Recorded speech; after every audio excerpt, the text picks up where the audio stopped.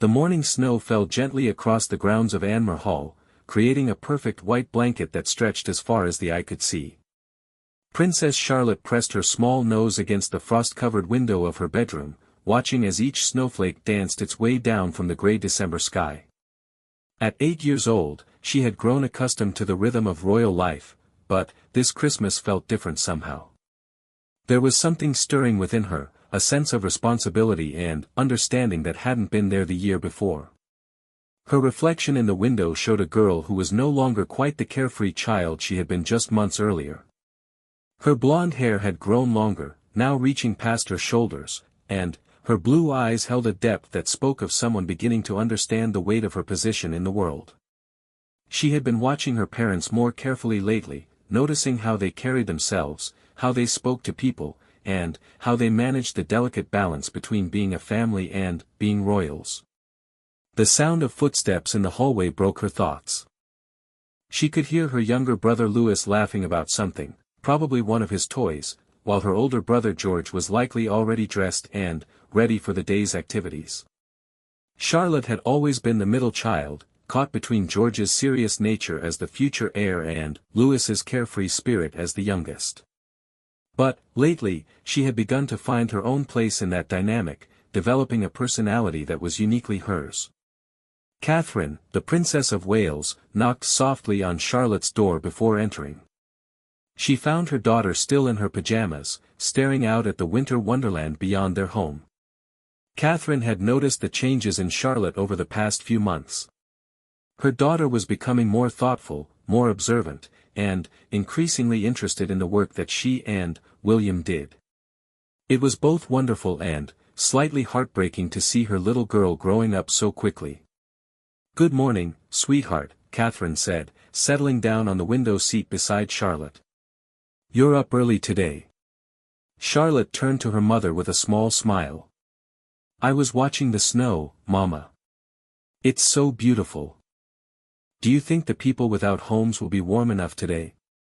The question caught Catherine off guard, though she tried not to show it. Charlotte had been asking more questions like this lately, questions that showed she was beginning to think beyond her own comfortable world. It was exactly the kind of awareness that Catherine and William hoped to nurture in all their children, but, seeing it develop so naturally in Charlotte filled her with both pride and concern. "That's a very thoughtful question, Charlotte," Catherine replied, smoothing her daughter's hair. "It's one of the reasons why Daddy and I do the work we do. We try to help people who don't have as much as we do." Charlotte nodded seriously. She had been to several events with her parents over the past year, more than George or Louis, partly because of her age and partly because she seemed genuinely interested in meeting people and learning about their lives. At a recent charity event, she had spent time talking to children from less fortunate backgrounds, and the experience had clearly made an impression on her. "Could I help more?" Charlotte asked. "I mean, really help, not just smile and wave." Catherine felt her heart swell with both love and concern. The question revealed so much about where Charlotte's mind was these days. She was beginning to understand that being royal wasn't just about privilege and ceremony, but about service and responsibility. It was a lesson that typically came much later in a royal child's development, but Charlotte seemed to be grasping it intuitively. "What did you have in mind?" Catherine asked, curious to hear her daughter's thoughts. Charlotte turned back to the window, her breath fogging the glass slightly. "I was thinking about Christmas. We have so much, and we're going to get even more presents.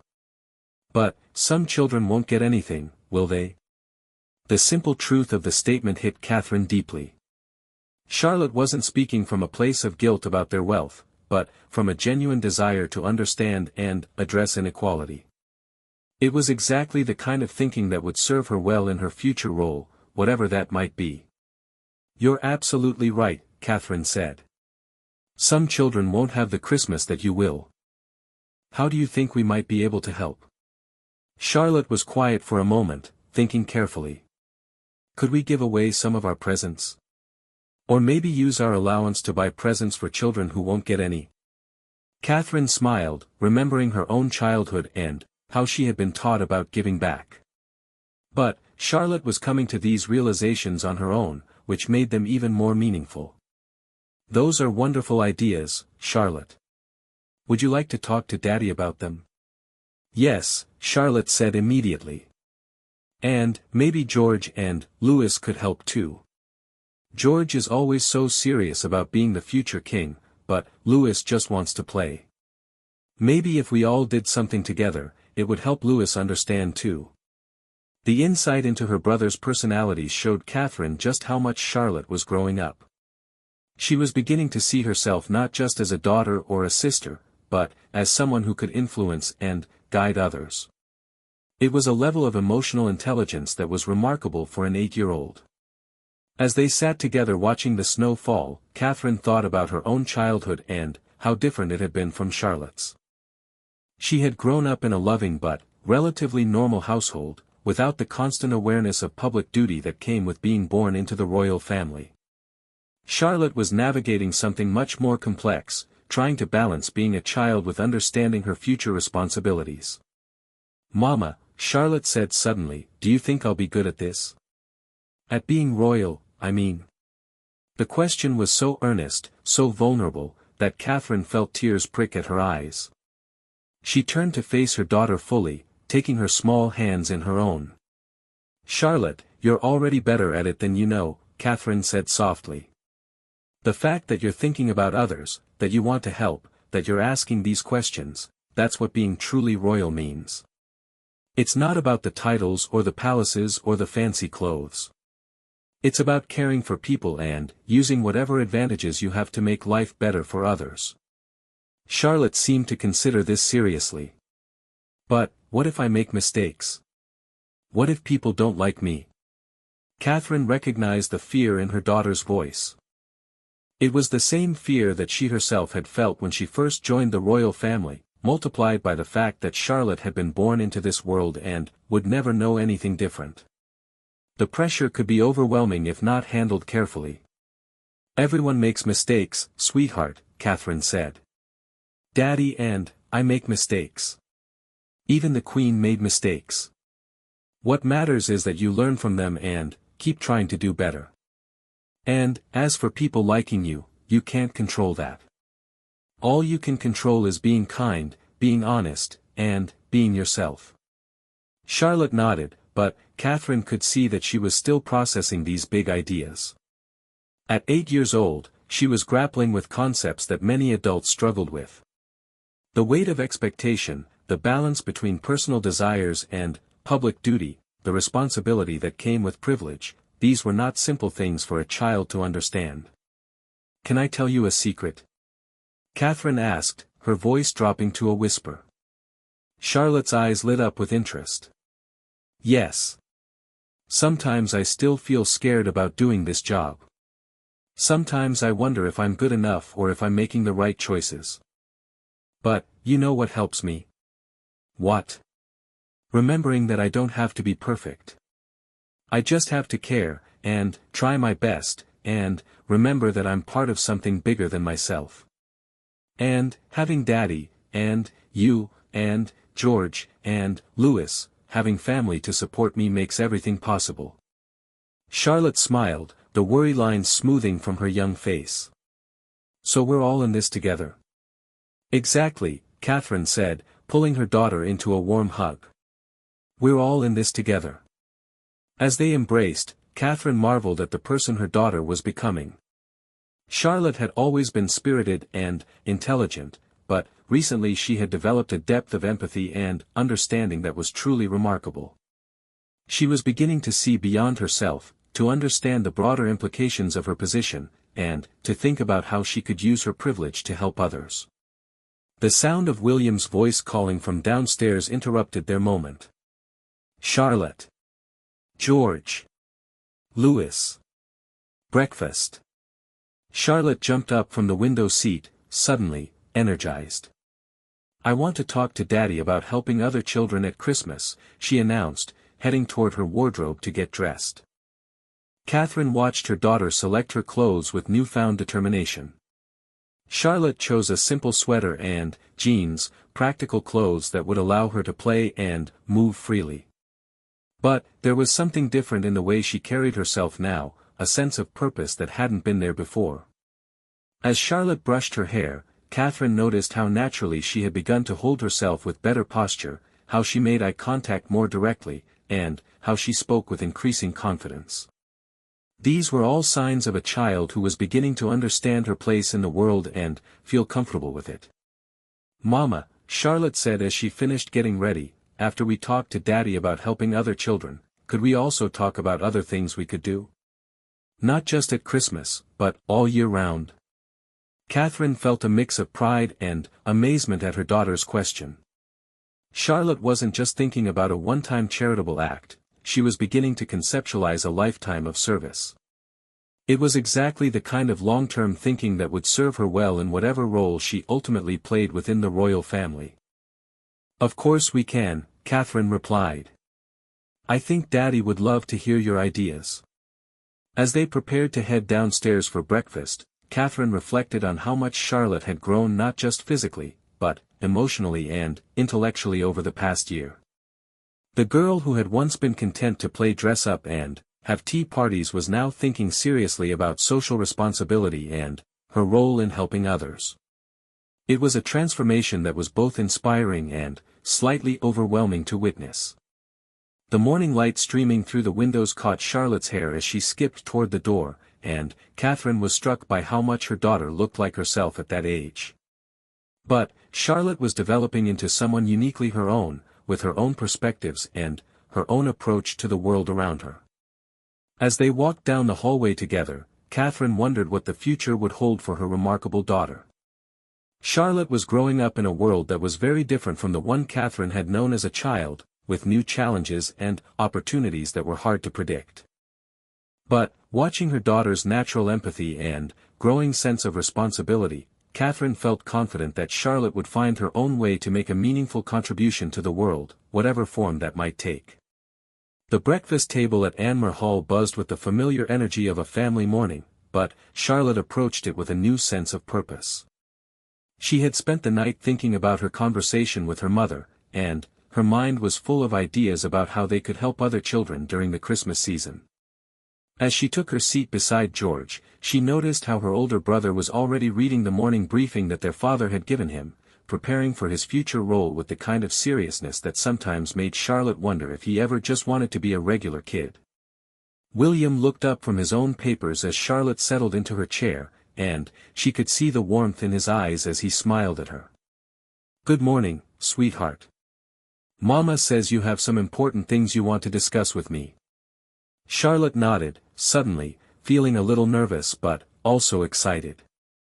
She had never really initiated a serious conversation with her father before, at least not about anything related to their royal duties. But the ideas that had been forming in her mind felt too important to keep to herself. "Daddy, I was thinking about Christmas," she began, choosing her words carefully. "We're going to get lots of presents, and we have a beautiful home and warm clothes and everything we need. But some children don't have those things, do they?" William set down his coffee cup and gave Charlotte his full attention. He had been hoping for moments like this, when his children would begin to naturally develop their own sense of social consciousness. But he hadn't expected it to happen so early with Charlotte, or in such a thoughtful way. "That's absolutely right," William confirmed. "There are many children who won't have the kind of Christmas that you and your brothers will have. What are your thoughts about that?" Charlotte glanced at George, who had put down his briefing papers and was listening intently, and then at Louis, who was more focused on his pancakes but still paying attention in his own way. "I think we should help them. Not just give money, although that's important too, but actually do something.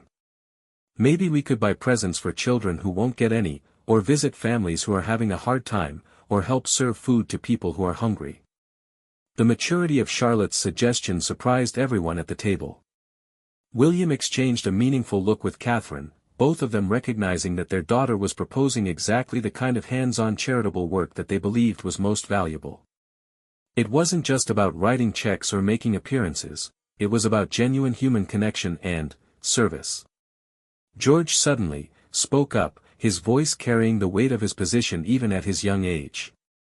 "That's a really good idea, Charlotte.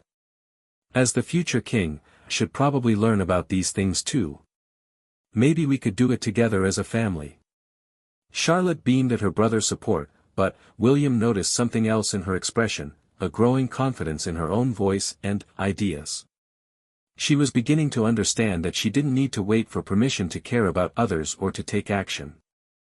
It was a crucial realization for anyone in their position, but particularly important for Charlotte as she figured out her own role within the family and the monarchy.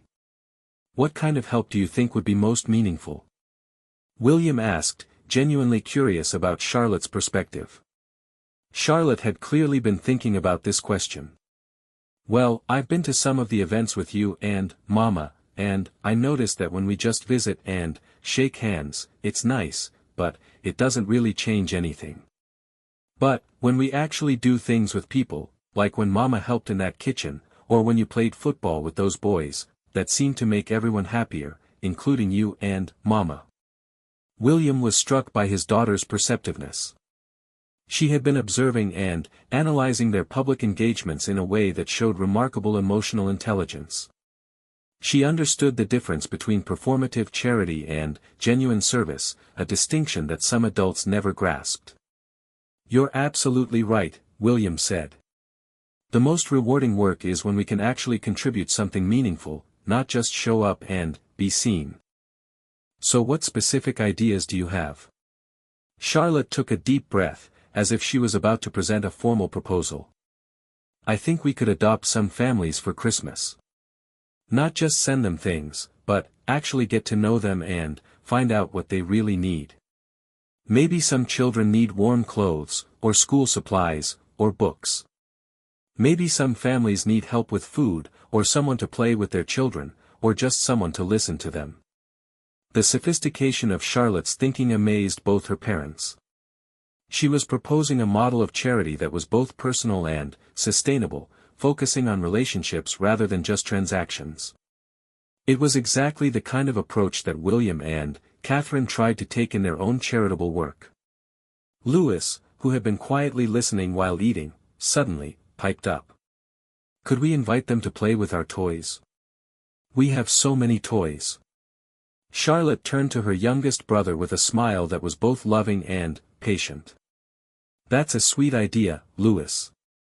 But maybe instead of bringing them here, we could go to their homes, or meet them somewhere that's comfortable for them. Sometimes when people are having a hard time, it might make them feel bad to see how much we have." The sensitivity in Charlotte's response showed William just how much she was developing emotionally. She was learning to think about how others might feel, to consider different perspectives, and to approach situations with empathy rather than just good intentions.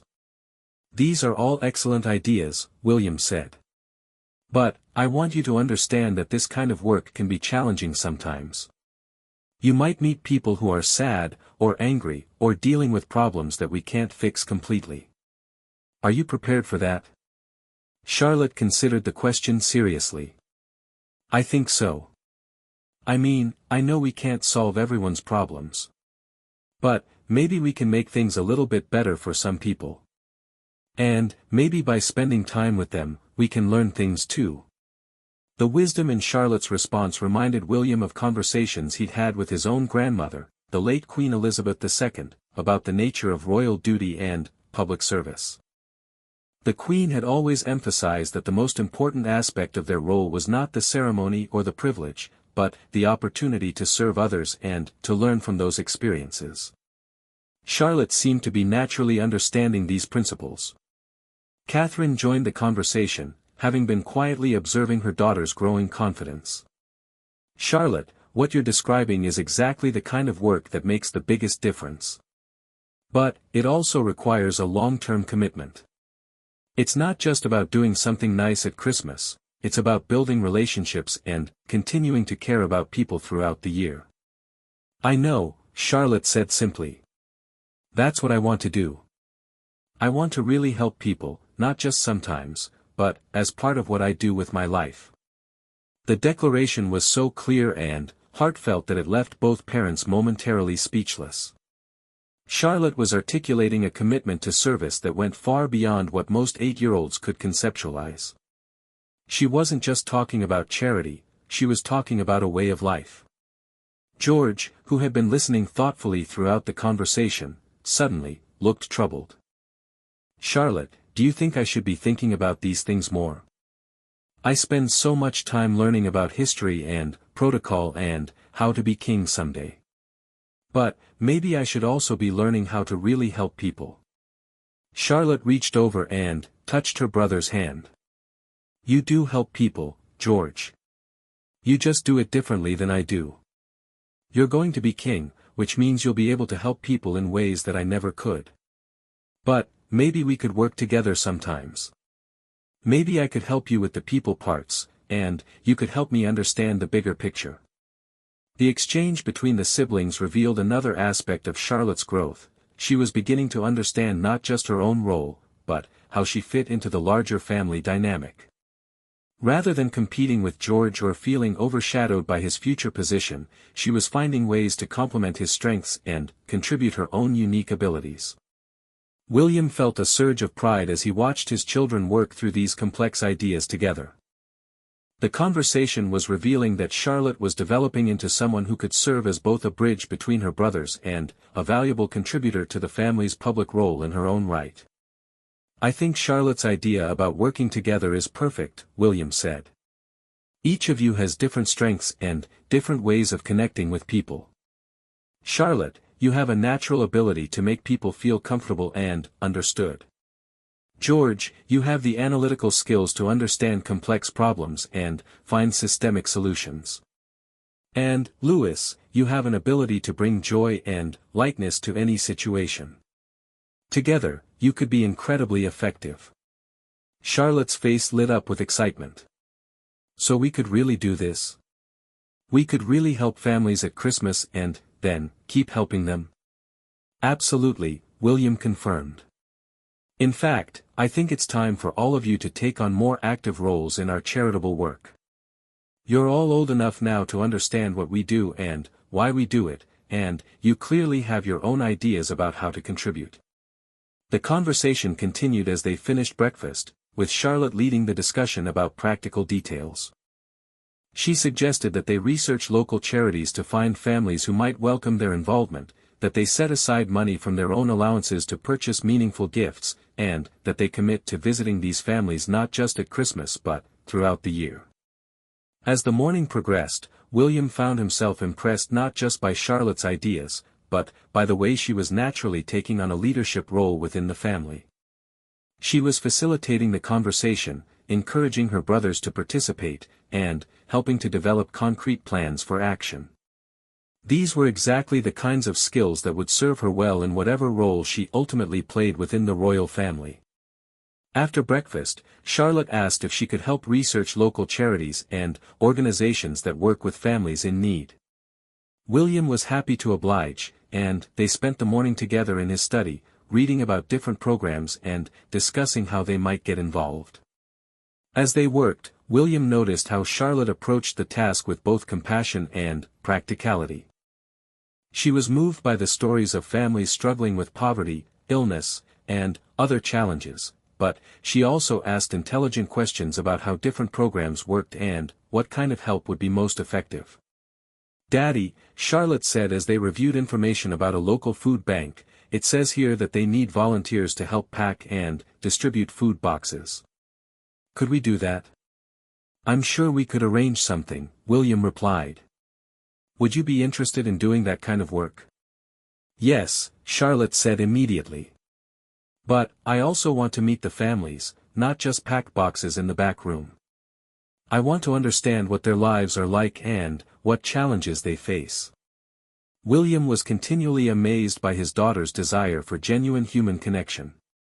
Many people, even those with the best intentions, preferred the more comfortable distance of behind-the-scenes charity work. But, Charlotte was specifically seeking out the more challenging and personal aspects of service. As they continued their research, Charlotte began to develop what was essentially a comprehensive plan for ongoing charitable involvement. She proposed that they adopt specific families, get to know them personally, and provide not just material support but also friendship and ongoing encouragement. She suggested that they rotate their involvement among different types of charitable work, food banks, homeless shelters, children's hospitals, elderly care facilities, so that they could learn about a wide range of social issues and ways to help. The sophistication of Charlotte's planning revealed that she was thinking about charity work not as a hobby or obligation, but as a serious commitment that required careful thought and sustained effort. It was exactly the kind of approach that would make her contributions meaningful and effective. By the end of the morning, they had identified several organizations that they could work with, and Charlotte had begun to draft a proposal for how their family could get involved. Her enthusiasm for the project was infectious, and William found himself excited about the possibilities as well. As lunchtime approached, Charlotte looked up from the papers they had been reviewing and asked, "Daddy, do you think this is what I'm meant to do with my life? Help people, I mean." The question was so earnest and important that William took a moment before responding. He could see that Charlotte was beginning to think seriously about her future and her purpose, and he wanted to give her an answer that would guide her without limiting her possibilities. "I think you have a gift for connecting with people and understanding their needs," William said carefully. "Whether that becomes the main focus of your life or just one part of it will depend on many things, including what other interests and talents you develop as you grow up. But I do think that caring for others will always be an important part of who you are." Charlotte nodded thoughtfully. "I hope so. I like feeling useful. I like knowing that I can make a difference." As they prepared to join the rest of the family for lunch, William reflected on the morning's conversation and planning session. Charlotte was demonstrating a level of emotional maturity and social awareness that was remarkable for her age, but she was also still very much a child in many ways. The challenge would be nurturing her developing sense of purpose while ensuring that she had the chance to be young and carefree as well. The conversation had also revealed to William just how much Charlotte was growing into her own person, with her own values and her own vision for how she wanted to contribute to the world. It was both exciting and slightly overwhelming to witness this development, knowing that the decisions and directions they supported now could shape the rest of her life. The afternoon brought Charlotte's first real opportunity to put her newfound sense of purpose into action. Catherine had arranged for them to visit a local community center that served families struggling with poverty and homelessness, and Charlotte approached the outing with a mixture of excitement and nervousness. She had chosen her clothes carefully, a simple sweater and jeans that wouldn't make her stand out, and had prepared by reading about the center and thinking about how she could be most helpful. As their car pulled up to the modest building, Charlotte pressed her face to the window to get her first look at the place they would be spending the afternoon. The community center was nothing like the grand venues she was accustomed to visiting with her parents. It was a converted warehouse with peeling paint and mismatched furniture, but even from the parking lot, she could see the warmth and activity inside through the large windows. "Remember," Catherine said gently as they prepared to go inside, "we're here to help and to learn, not to be the center of attention. The most important thing is to listen to people and make genuine connections." Charlotte nodded seriously. She had been thinking about this advice all morning, trying to imagine how she would want to be treated if she were in need of help. The last thing she wanted was to make anyone feel uncomfortable or judged. Inside the community center, Charlotte was immediately struck by the diversity of the people there. She saw families with young children, elderly people sitting together talking, teenagers doing homework at long tables, and volunteers of all ages working in the kitchen and organizing donated clothes. The atmosphere was busy but welcoming, and she could sense the genuine care that the staff and volunteers had for the people they served. Maria Santos, the center's director, greeted them warmly and gave them a tour of the facilities. She explained how the center provided meals, temporary housing assistance, job training programs, and childcare for working parents.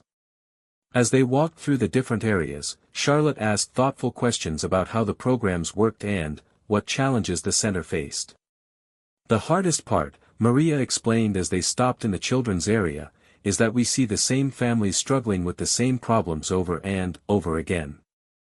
Poverty isn't just about not having enough money, it's about not having access to good jobs, healthcare, education, stable housing. We can help with immediate needs, but the bigger issues require systemic changes that are beyond what we can do here. Charlotte absorbed this information carefully. She was beginning to understand that helping people was more complicated than she had initially imagined. It wasn't just about giving presents or serving meals, it was about addressing complex social problems that had deep roots and no easy solutions. When they reached the dining area, Charlotte noticed a woman sitting alone at one of the tables, looking tired and worried. Without thinking, she approached the woman and introduced herself simply as Charlotte, asking if she could sit down. The woman, whose name was Jennifer, seemed surprised but pleased to have company. As they talked, Charlotte learned that Jennifer was a single mother of 2 young children who had recently lost her job and was staying at a temporary shelter while trying to find work and permanent housing. Jennifer's story was heartbreaking, but what struck Charlotte most was how normal and kind Jennifer was. She could have been any mother, facing circumstances that were largely beyond her control. "It's hard to explain to my kids why we can't go home," Jennifer confided. "They're 6 and 8, and they don't understand why everything changed so suddenly. I try to stay positive for them, but some days it's really difficult." Charlotte felt a deep empathy for Jennifer's situation. She thought about her own brothers and how confused and frightened they would be if they suddenly had to leave their home. The emotional impact of poverty became real to her in a way that statistics and descriptions never could. "Where are your children now?" Charlotte asked. "They're in the play area," Jennifer replied, gesturing toward a corner where several children were building with blocks and coloring. "The center provides childcare while I look for work, which is amazing. I don't know what I would do without this place." Charlotte excused herself and went to find Catherine, who was helping in the kitchen. "Mama," she said quietly, "there's a woman named Jennifer who's here with her 2 children. She lost her job and they had to leave their home. Could we maybe help them somehow?" Catherine smiled at her daughter's immediate desire to take action, but she also saw an opportunity for Charlotte to learn about the complexities of charitable giving. "That's wonderful that you want to help, Charlotte. But let's think about this carefully. What kind of help do you think would be most meaningful?" Charlotte considered the question seriously. "Well, she needs a job and a place to live. But I don't think we can just give her those things. Maybe we could help her find them. Or maybe we could help with the children while she looks for work." Catherine was impressed by Charlotte's instinct to think about sustainable solutions rather than just immediate relief. "Those are very thoughtful ideas. Would you like to talk to Maria about what kinds of help would be most appropriate?" Charlotte nodded eagerly, and they found Maria to discuss Jennifer's situation. Maria explained that they had several programs designed to help people like Jennifer, including job training, resume assistance, and connections with employers who were willing to hire people transitioning out of homelessness.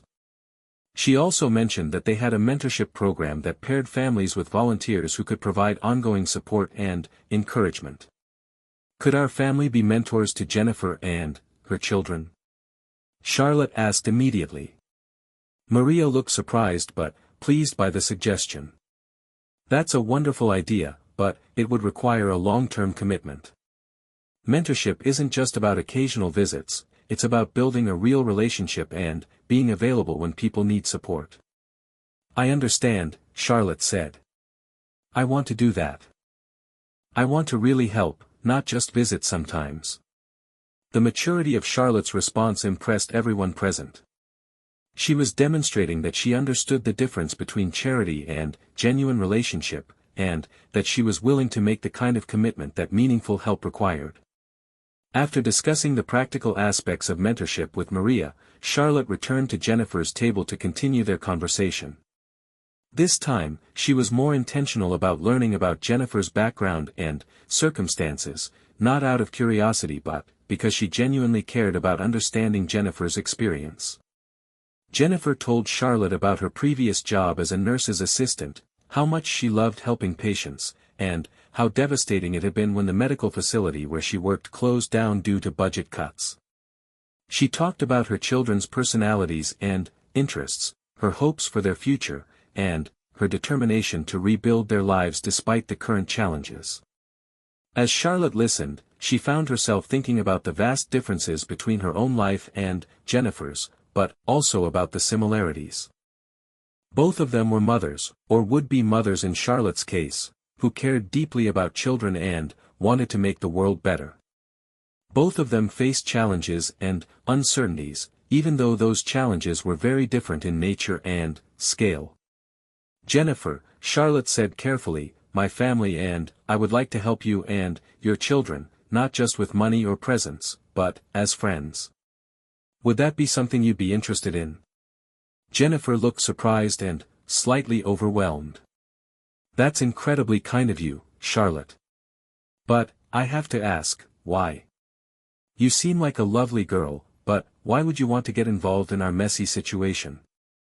Charlotte thought about how to answer honestly without revealing too much about her own circumstances. I've been learning lately that having advantages in life means you have a responsibility to help others. And I think I would learn a lot from knowing you and your children. Sometimes helping other people is really about helping ourselves understand what's important. The depth of Charlotte's response moved Jennifer to tears. You're very wise for someone so young, she said. Yes, I would love to have you as friends. My children could use some positive influences in their lives right now. Charlotte spent the rest of the afternoon getting to know Jennifer's children, Emma and David, who were indeed 6 and 8 years old. Emma was quiet and thoughtful, clearly affected by the disruption in her life but trying to be brave for her mother's sake. David was more outgoing but had a sadness in his eyes that broke Charlotte's heart. As they played together, Charlotte found herself thinking about her own brothers and how fortunate they were to have stability and security. But, she also recognized that Emma and David had qualities that her brothers might not develop: resilience, empathy born from hardship, and an appreciation for small kindnesses that came from having experienced real need. When it was time to leave the community center, Charlotte felt emotionally drained but also energized in a way she had never experienced before. The afternoon had opened her eyes to realities that she had only understood intellectually before, and it had also shown her that she had something meaningful to contribute to addressing those realities. During the car ride home, Charlotte was unusually quiet, processing everything she had learned and felt during the visit. Catherine gave her space to think, recognizing that her daughter was integrating some complex and challenging new information about the world and her place in it. Mama, Charlotte finally said as they neared home, I had no idea that people could lose everything so quickly. Jennifer isn't lazy or irresponsible, she's smart and kind and hardworking. She just had bad luck. Catherine nodded, glad that Charlotte was understanding this crucial point. That's exactly right, sweetheart. Most people who need help are in difficult situations because of circumstances beyond their control, not because of personal failures. That's why it's so important to approach charity work with humility and respect. Charlotte absorbed this lesson, adding it to her growing understanding of social justice and personal responsibility. I want to keep visiting Jennifer and her children. I want to help them, but I also want to learn from them. Is that selfish? The question showed Catherine that Charlotte was developing a sophisticated understanding of the mutual benefits of charitable work. It's not selfish at all, Charlotte. The best charitable relationships are ones where everyone involved learns and grows. You'll help Jennifer and her children, and they'll help you understand things about life that you couldn't learn any other way. As they arrived home, Charlotte was already making plans in her mind for how she could continue her relationship with Jennifer and her family, and how she could expand her charitable work to include other families and situations. The afternoon at the community center had crystallized her sense of purpose in a way that felt both exciting and sobering. That evening, as the family gathered for dinner, Charlotte shared her experiences with George and Louis, describing the people she had met and the things she had learned. Her enthusiasm was infectious, and both of her brothers expressed interest in visiting the community center themselves. "I want to meet Emma and David," Louis announced. "Maybe they would like to play with some of our toys." Charlotte smiled at her youngest brother's generous impulse, but she also felt protective of the new relationships she was building. "That's a sweet idea, Louis. But maybe we should get to know them better first, and find out what they would really enjoy doing." The sensitivity in Charlotte's response showed William and Catherine that she was learning to balance generosity with wisdom, making sure that her help was truly helpful rather than just well-intentioned. It was exactly the kind of growth they had hoped to see in all their children. As the evening progressed, Charlotte found herself thinking about the contrast between her own warm, secure home and the uncertain situation that Jennifer and her children were facing. The comparison didn't make her feel guilty about her advantages, but it did make her feel more grateful for them and more determined to use them responsibly. Before going to bed, Charlotte asked her parents if they could begin planning regular visits to the community center and other charitable organizations. She also asked if they could research ways to address the systemic issues that Maria had mentioned: poverty, lack of affordable housing, limited access to healthcare and education. "I know I'm just 8 years old," Charlotte said, "but I want to understand these big problems so that maybe someday I can help solve them." The ambition in Charlotte's statement was both inspiring and humbling to her parents. She was beginning to think about her life in terms of service and impact, setting goals that extended far beyond her immediate circumstances and focusing on challenges that would require years of learning and effort to address effectively. As Charlotte settled into bed that night, her mind was full of new faces, stories, and possibilities. The day had marked a turning point in her understanding of herself and her role in the world, and she felt both the weight and the excitement of that realization. She was no longer just a child learning about charity work, she was becoming someone with her own vision for how to make a difference in people's lives. Christmas Eve arrived with a fresh blanket of snow and an atmosphere of anticipation that filled every corner of Anmer Hall. But, for Charlotte, this Christmas felt fundamentally different from all the ones that had come before. As she looked out her bedroom window at the winter landscape, she wasn't just thinking about the presents she would receive or the special meals they would share as a family. Instead, her mind was filled with thoughts of Jennifer, Emma, and David, and the dozens of other people she had met over the past few weeks through her expanded involvement in charitable work. The weeks following her first visit to the community center had been transformative for Charlotte in ways that surprised even her parents. She had thrown herself into learning about poverty, homelessness, and social justice with the same intensity that George applied to his studies of history and government. But, unlike her brother's academic approach, Charlotte's learning was deeply personal and experiential. She insisted on visiting different charitable organizations, meeting with families in need, and understanding firsthand the challenges that people faced in their daily lives. Through these experiences, Charlotte had developed relationships that meant far more to her than the formal charitable engagements she had attended with her parents in the past. Jennifer had become not just someone she was helping, but a genuine friend whose strength and resilience inspired her every day. Emma and David felt like additional siblings, and Charlotte found herself thinking about their needs and happiness almost as much as she thought about her own brother's well-being. The mentorship relationship that had begun with Jennifer's family had expanded to include 2 other families, and Charlotte had discovered that she had a natural gift for connecting with people from all backgrounds and circumstances. She didn't approach charity work with the formal distance that many people in her position maintained. Instead, she threw herself into genuine relationships, learning people's stories, celebrating their victories, and sharing in their struggles. This morning, as she prepared for Christmas Eve, Charlotte was excited about the presents they had carefully chosen for all the families they were now supporting. But, more importantly, she was excited about spending the day with these new friends, sharing in their Christmas celebrations and continuing to build the relationships that had become so important to her. Catherine found Charlotte in her room, carefully packing gifts into several large bags. Each family's presents had been chosen based on specific conversations and relationships Charlotte had built with them over the past weeks. For Jennifer's family, there were warm winter clothes for the children, books that Emma had mentioned wanting to read, and a bicycle for David that he had admired during one of their visits to the community center. But there were also more personal gifts, photo albums where the families could preserve memories, journals where they could write about their experiences, and small items that showed Charlotte had been listening carefully to their conversations. "Are you ready for our Christmas Eve visits?" Catherine asked, settling down beside her daughter on the bed. Charlotte nodded, but Catherine could see a mixture of excitement and nervousness in her expression. "I'm ready, but I'm also a little worried," Charlotte admitted. "What if our visits make people feel awkward? What if they feel like they have to be grateful or act a certain way because we're there?" The sensitivity of Charlotte's concern showed Catherine how much her daughter had matured over the past few weeks.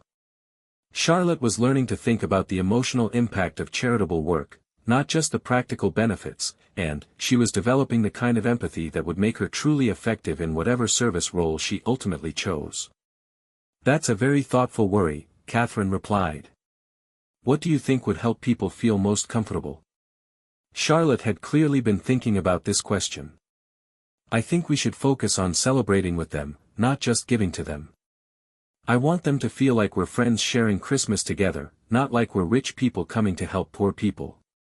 The distinction Charlotte was making revealed a sophisticated understanding of dignity and respect in charitable relationships. She was learning that the most meaningful help came through genuine partnership and mutual respect, not through one-sided giving that could inadvertently reinforce power imbalances. "How do you think we can achieve that?" Catherine asked, curious about Charlotte's ideas. "Well, I've been thinking about it a lot," Charlotte said, organizing her thoughts carefully. "I think we should bring things to share with them, not just things to give them.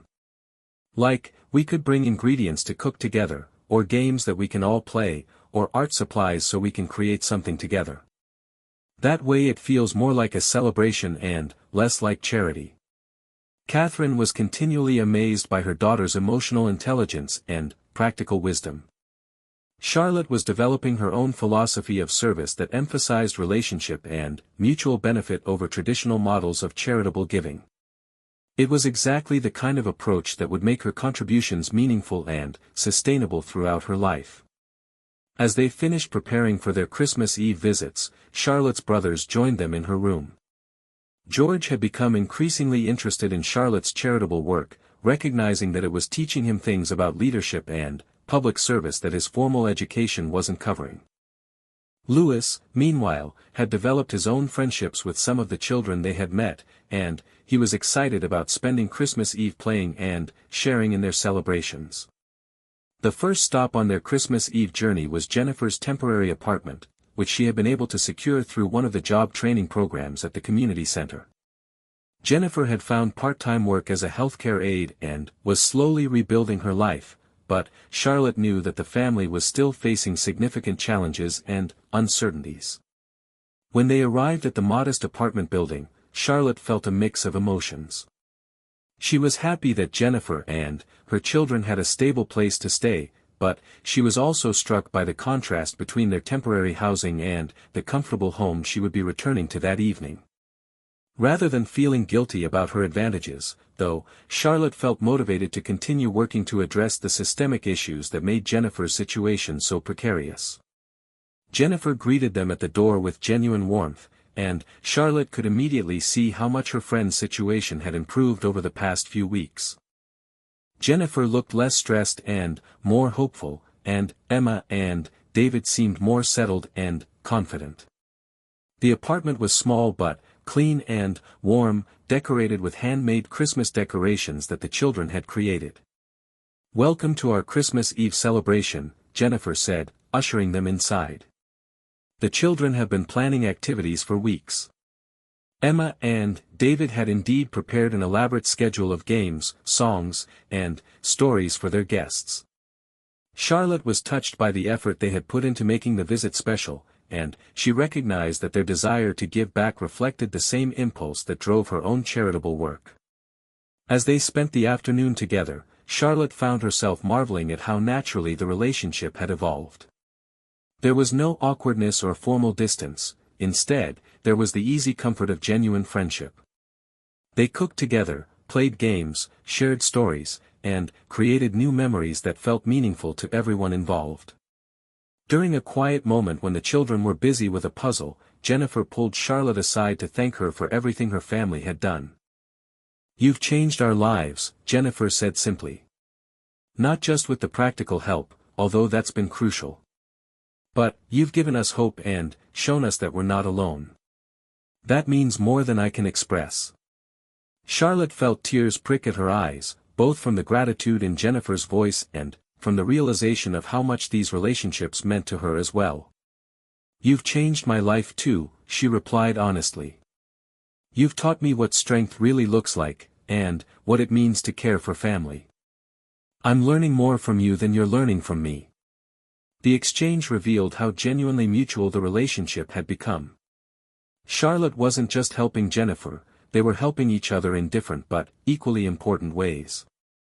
It was exactly the kind of charitable work that sustained itself through authentic human connection rather than obligation or guilt.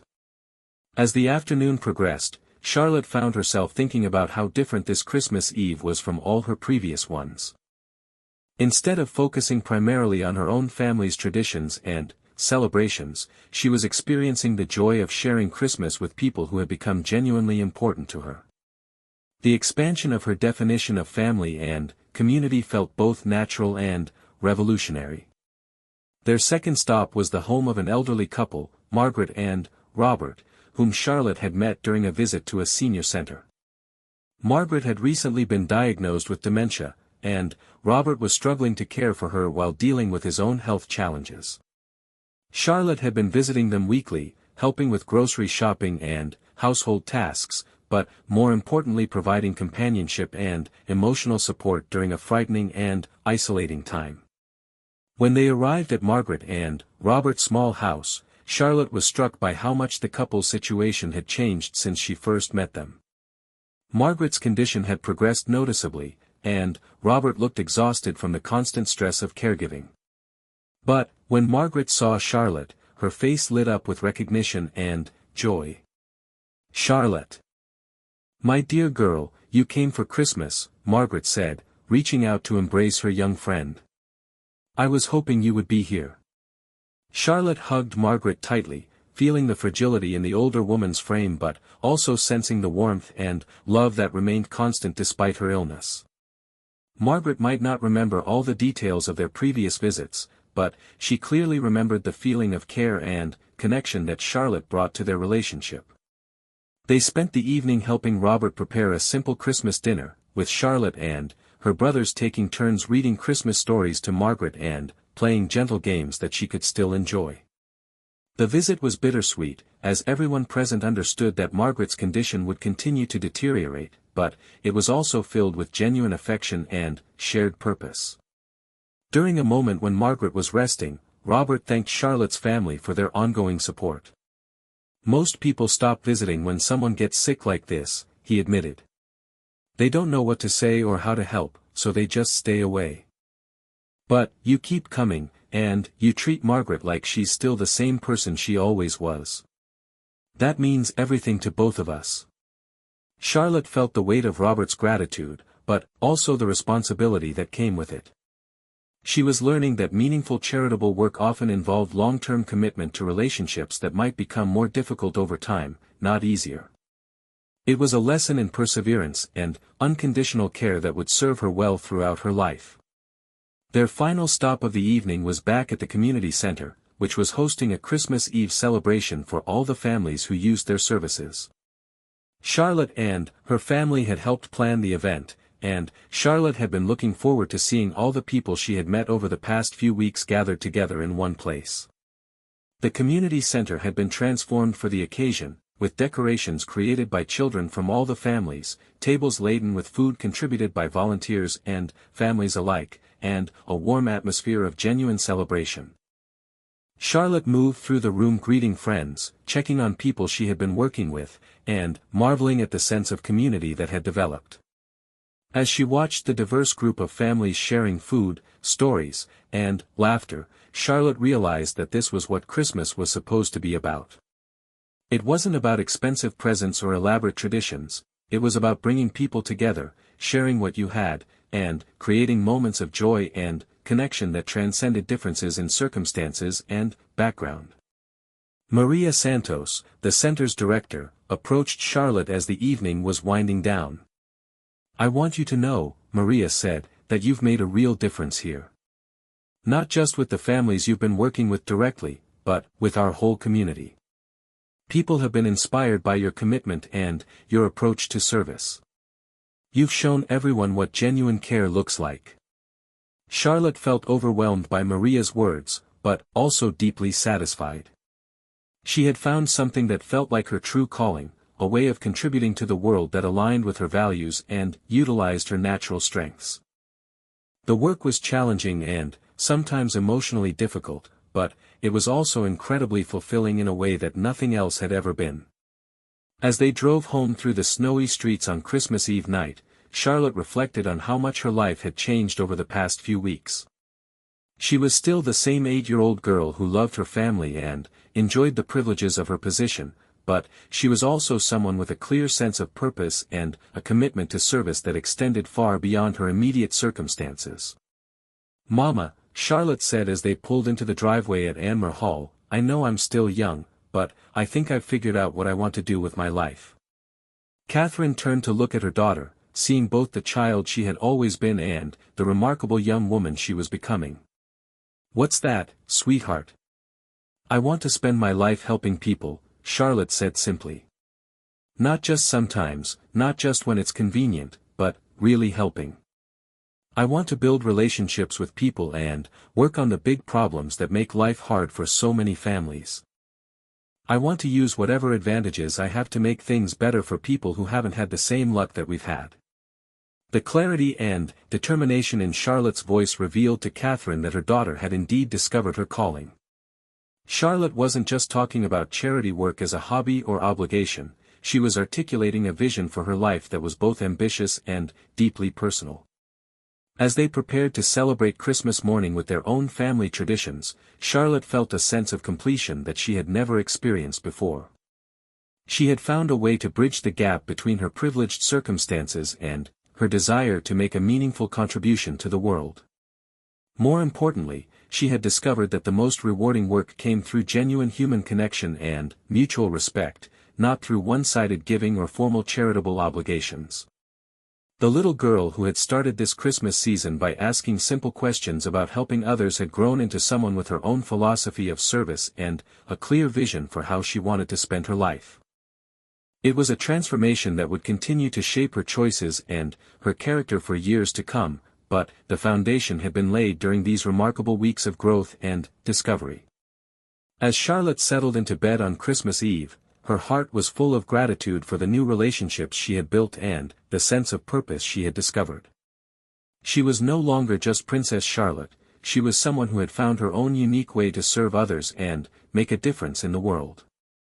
The future was full of possibilities, and, for the first time in her young life, she felt ready to embrace whatever challenges and opportunities lay ahead.